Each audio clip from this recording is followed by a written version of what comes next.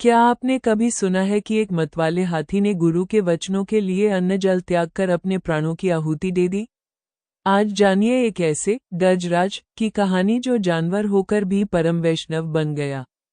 एक ऐसा हाथी जिसके सामने बड़े बड़े नवाब झुक गए, पर वो खुद एक संत की झूठन प्रसाद के लिए घुटनों के बाल बैठ जाता था।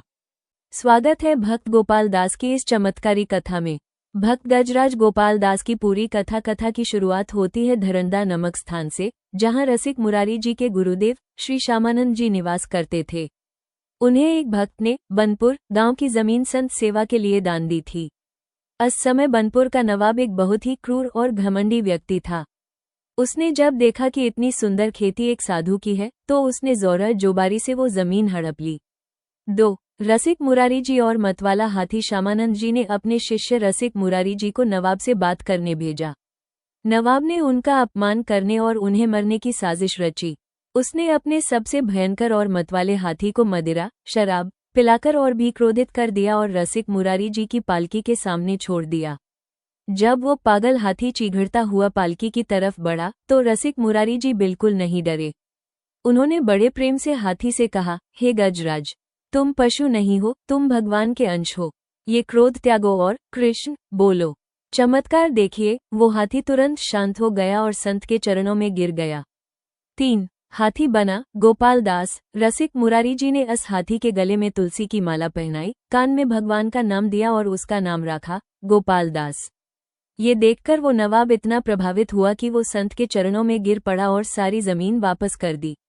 4. गोपाल दास की अद्भुत भक्ति। वो गजराज पूर्ण रूप से एक वैष्णव बन चुका था। वो संतों की सेवा में लग गया।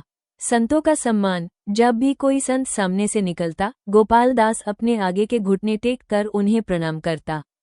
संत सेवा। वो संतों के लिए भरी बोझ ढोता, उन्हें अपनी पीठ पर बैठकर घूमता और बाजार से उनकी जरूरत का सामान, कंबल, सब्जी आदि मांग कर लाता। नियम और निष्ठा। गोपाल दास केवल संतों की झूठन प्रसाद ही खाता था। एक बार रसिक मुरारी जी ने उस समझाया कि बिना चढ़ाया हुआ या चुरा कर कुछ नहीं खाना चाहिए। गोपाल दास ने इस वचन को पत्थर की लकीर मान लिया। 5. परीक्षा और अंतिम त्याग। गोपाल दास की चर्चा दूर दूर तक फैल गई।